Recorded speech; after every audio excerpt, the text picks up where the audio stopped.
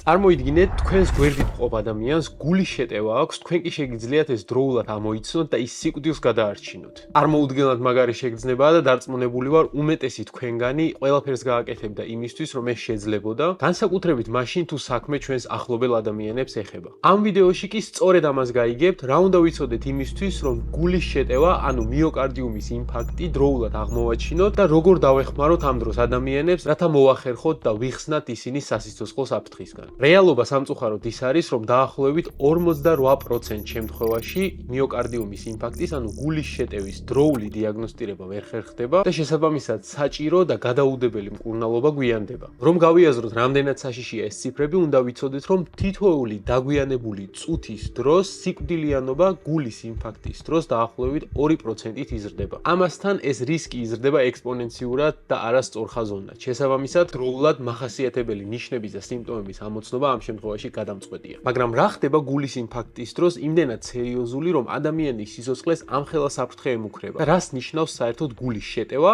და გულის ინფარქტი? ამის გასაგებად კი საჭიროა ვიცოდეთ, როგორ მუშაობს გული. გული მარტივად რომ ავხსნათ, არის კუნთი, რომელიც 4 ერთმანეთისგან გამოყოფილი კამერებისგან შედგება, 2 წინაგული, 2 კი პარკუჭი. მისი მთავარი ფუნქცია კი არის ერთადერთი რამ, გადატუმბოს სისხლი მთელს ორგანიზმში. ეს 4 კამერა კი მას იმისთვის სჭირდება, რომ მარჯვენა მხარეს მოთავსებული წინაგულით და პარკუჭით გადაისროლოს სისხლი ფილტვის სისხლის მიმოქცევის წრეში, სადაც სისხლი გამდიდრდება ჟანგბადით, რომელსაც ჩვენ ჩავისუნთქავთ და ფილტვებში გადაინაცვლებს ნახშირორჟანგი, რომელსაც ჩვენ ამოვისუნთქავთ. ხოლო მარცხენა მხარეს მოთავსებული პარკუჭითა და წინაგული გული უზრუნველყოფს იმას, რომ ჟანგბადით ეს კარგად გაჯერებული სისხლი მთლიან ორგანიზმს და თითოეულ უჯრედს მიეწოდოს. მარტივად რომ ვთქვათ, გული ჩვენი სიცოცხლის წყაროა. მაგრამ აქ დაკვირვებული ადამიანი მიხვდებოდა, რომ თუ მთელ ორგანიზმს სჭირდება სისხლით მომარაგება, თვითონ გულსაც დაჭირდება აუცილებლად სისხლით, ჟანგბადით და ენერგიით მომარაგება. აი სწორედ აქ იწყება საინტერესო. გულის სისხლ მომარაგებას უზრუნველყოფს 2 ცალი არტერია, რომელიც პირველი განშტოებაა უდიდესი არტერიის, რომელსაც აორტა ჰქვია. გულის ინფარქტი კი ხდება მაშინ, როდესაც ეს 2 არტერია, რომელიც გულს სისხლით ამარაგებს, კონკრეტული მიზეზით იმდენად შევიწროვდება, რომ გულის რომელიმე კონკრეტულ რეგიონს ვეღარ აწვდის საჭირო რაოდენობით სისხლს და ჟანგბადს და შესაბამისად ის რეგიონი, რომელიც სისხლნაკლებობაში, ანუ იშემიაშია, განიცდის კონკრეტული კრიტიკული დროის შემდეგ უკვე სიკვდილს. ანუ მარტივად რომ შევაჯამოთ, გულის ინფარქტი არის გულის კუნთის მკვდომა. ყველაზე კრიტიკული კი ამ პროცესში ის არის, რომ ეს უჯრედები, რომლებიც მოკვდებიან გულის ინფარქტის დროს, მათი რეგენერაცია, ანუ აღდგენა მთელი სიცოცხლის განმავლობაში აღარ ხდება. კარგი, ეს გავიგეთ, რომ გულის ინფარქტი შევიწროებული სისხლძარღვებიდან გამომდინარეობს, მაგრამ რატომ ვიწროვდებიან ეს სისხლძარღვები? ამისთვის უამრავი მიზეზი არსებობს, როგორებიც არის მაგალითად დიაბეტი, ლიპიდური ცვლის მოშლა, მაღალი ქოლესტერინი, მაღალი არტერიული წნევა, მოწევა, არწონიანობა და ასე შემდეგ. სწორედ ამ დამაზიანებელი ფაქტორების კომბინაციის შედეგად ზიანდება ამ არტერიების შიგნითა ამომფენი შრე, რის შედეგადაც ცუდი ქოლესტერინი, ანუ LDL ქოლესტერინი აღწევს ამ შიდა შრეში. მსგავსი პროცესების შედეგად კი ყალიბდება დროთა განმავლობაში ათეროსკლეროზული ფოლაკი, ანუ ამ LDL ქოლესტერინების აგრეგატი ამ სისხლძარღვის შიდა კედელზე. როგორც მიხვდებოდით, ამ უწვრილესი დიამეტრის სისხლძარღვებში დამატებით ქოლესტერინის გროვების ჩამოყალიბება, რა თქმა უნდა, ავიწროებს მის შიდა დიამეტრს, რაც გულისხმობს იმას, რომ ამ არტერიას დროთა განმავლობაში შეუძლია უფრო და უფრო ცოტა სისხლის გატარება და როდესაც ამ ცუდი ქოლესტერინის ფოლაკი კრიტიკულ ზღვარს მიაღწევს, შეიძლება მისი მთლიანობა დაირღვეს, ამ კონკრეტულ არტერიულ სეგმენტში ჩამოყალიბდეს თრომბი, რაც ნიშნავს მარტივად რომ აგიხსნათ საცობს და არტერია მთლიანად დაიხშოს. ანუ ის ვეღარ გაატარებს სისხლს და შესაბამისად გულის კუნთის ის რეგიონი, რომელიც დამოკიდებული იყო ამ არტერიაზე, დაიწყებს მკვდომას. წარმოიდგინეთ, ამ არტერიის დახშობიდან 15 წუთში უკვე იწყება შეუქცევადი პროცესები, რაც ნიშნავს იმას, რომ გულის კუნთის უჯრედები იწყებენ მკვდომას. როდესაც ეს პროცესი დაიწყება, უკვე მკვდარი უჯრედები ჩვენს გულს მთელი ცხოვრების განმავლობაში დააკლდება. უფრო მარტივად რომ აგიხსნათ, ჩვენი გული დაახლოებით შეიცავს 1-დან 2 მილიარდამდე კუნთოვან უჯრედს. ფართო მასშტაბიან გულის ინფარქტს კი შეუძლია დაახლოებით 1 მილიარდამდე უჯრედის კი გაანადგუროს. თითქმის ნახევარი იმ უჯრედებისა, რაც ჩვენი გულის კუნთს შეადგენს, შეიძლება ფართო მასშტაბიანი ინფარქტის დროს განადგურდეს, რაც მარტივად რომ ვთქვათ, სასიკვდილო განაჩენია. ალბათ უკვე მიხვდებოდით, რამდენად დიდ როლს თამაშობს თითოეული წუთიც კი ამ კრიტიკულ მდგომარეობაში, ამიტომ პირდაპირ ჩამოვთვალოთ ის ნიშნები, რომლებიც უნდა ვიცოდეთ და როდესაც მათ აღმოვაჩენთ, აუცილებლად უნდა გაგვიჩნდეს ეჭვი, რომ ადამიანს შეიძლება მიოკარდიუმის ინფარქტი ჰქონდეს. ესეთი ნიშნებია მაგალითად ტკივილი გულმკერდის არეში. თუმცა ეს ტკივილი შეიძლება გადაეცემოდეს მაგალითად მხარს, ქვედაყბას ან ბეჭის არეში გარეში გადადიოდეს. არსებობს ასევე არაკლასიკური მიმდინარეობები, როდესაც მაგალითად კუჭის არეში აღმოცენდება ეს ტკივილი. ესეთი მიმდინარეობა მაგალითად ხშირია ქალებში ან დიაბეტის მქონე ადამიანებში, სადაც გულის ინფარქტი შეიძლება დამახასიათებელი გაუსაძლისი ტკივილის გარეშეც კი მიმდინარეობდეს. ასევე დამახასიათებელია ამ დროს სუნთქვის უკმარისობა და გახშირებული სუნთქვა,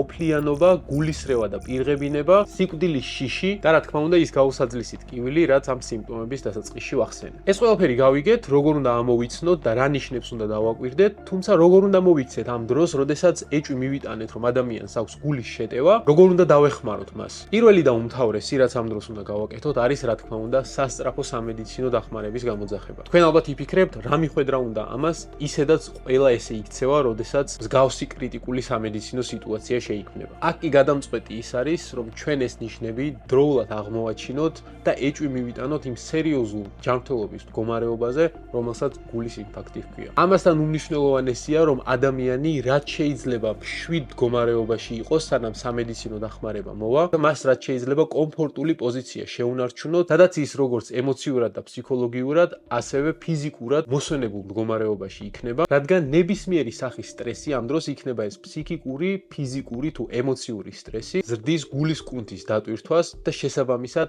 აუარესებს იმ მდგომარეობას, რა მდგომარეობაშიც კონკრეტულად გულის შეტევის დროს მიოკარდია. შედეგად კი უფრო დიდი ფართობის კუნთოვანი ქსოვილი კვდება. თქვენ შეიძლება ფიქრობდეთ, რა სისულელია მშვიდად დარჩენა, როგორ შეიძლება ესეთ კრიტიკულ მდგომარეობაში ყველაზე დიდი დახმარება იყოს, თუმცა ამას მხოლოდ მე არ ვამბობ, ამას ამბობს ციფრები და კვლევები, რომელთა მიხედვითაც დროულად ამოცნობილი მიოკარდიუმის ინფარქტი და დროულად ტრანსპორტირებული ადამიანი საავადმყოფოში 96-დან 98%-ში გადაურჩება ამ სიცოცხლისთვის სარისკო მდგომარეობას. ის დროის ინტერვალი კი, რა დროშიც ადამიანს კვალიფიციური სამედიცინო დახმარება უნდა აღმოეჩინოს, არის დაახლოებით 90 წუთი. ანუ წარმოიდგინეთ, ამ პროცესის დაწყებიდან საათნახევარში და ამოვიცნოთ ეს სიმპტომები და ადამიანი უკვე უნდა იყოს კლინიკაში, სადაც მოხდება მისი დახმარება. სხვა შემთხვევაში მკურნალობა უკვე იქნება დაგვიანებულად და ყოველი წუთი, როგორც აგიხსენით, 2%-ით ზრდის ადამიანის სიკვდილიანობას. თქვენ შეიძლება ახლა ისიც ვთქვათ, რომ როდემდე ველოდო სასწრაფო დახმარებას, ხანდახან ისინი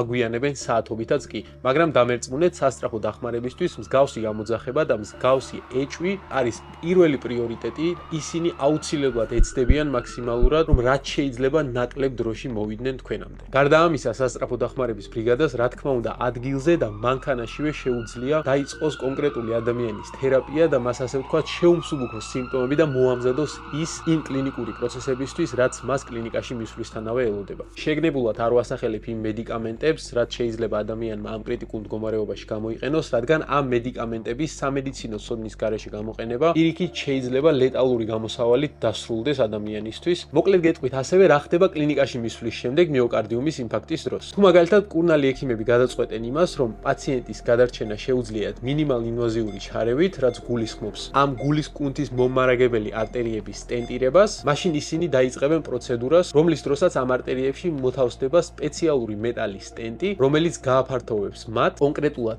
იმ ადგილას, სადაც ქოლესტერინის ფოლაქმა შეზღუდა სისხლის მომარაგება და ასე ვთქვათ, სამედიცინო ენაზე რეკანალიზაციას მოახდენენ სისხლძარღვას. იმ შემთხვევაში კი თუ მაინც და მაინც პაციენტს ქირურგიული ჩარევა ესაჭიროება, აქ შემოდიან უკვე კარდიოქირურგები და ისინი ახორციელებენ ქირურგიულად ფეხიდან აღებული ვენის დახმარებით ან ხელიდან აღებული სხივის არტერიის დახმარებით, კონკრეტულად ამ უდიდესი სისხლძარღვის, ანუ აორტასა და ამ გვირგვინოვან გულის არტერიებს შორის ანასტომოზს, ანასტომოზი ნიშნავს ამ ორი სისხლძარღვის ერთმანეთთან დაკავშირებას, რის შედეგადაც სისხლის მიმოქცევა ამ შევიწროებული ადგილის შემდეგაც აღდგება და კონკრეტულად ის რეგიონი გულის კუნთისა, რომელიც იყოს სისხლნაკლებობაში, მიიღებს ისევ იმ რაოდენობით სისხლს. დღევანდელი ვიდეოსთვის სულ ეს იყო, მეგობრებო, კარგად დაიმახსოვრეთ ის ნიშნები, რომლებიც ჩამოვთვალე და იფიქრეთ აუცილებლად იმაზე, რომ ყველაზე დიდი დახმარება ამ დროს არის ამ მდგომარეობის აღმოჩენა და დროულად კვალიფიციური დახმარების გამოძახება. ახლა კი შეგიძლია გამოიწერო ჩემი არხი, დაალაიქო ეს ვიდეო თუ მოგეწონა და დაწერე კომენტარებში შემდეგი ვიდეოსთვის რა თემა იქნება შენთვის საინტერესო.